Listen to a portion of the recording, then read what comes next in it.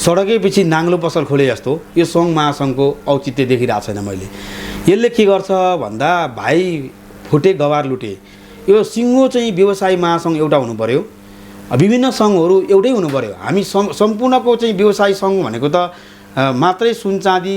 हस्तकला तपाईँको चाहिँ यो विभिन्न कला कल्चर र संस्कृतिसँग जोडिएको विषयवस्तु भएको हुनाले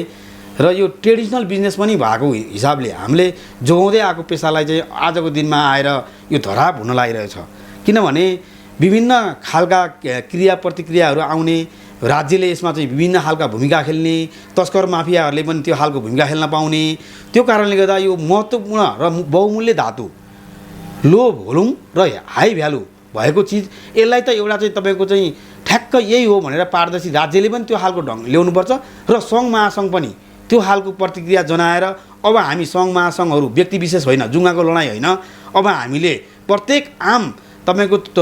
आम व्यवसायको चाहिँ समस्यालाई मलमपट्टि लाउनको निमित्त आम व्यवसाय एउटा राष्ट्रिय भेला देशैभरिबाट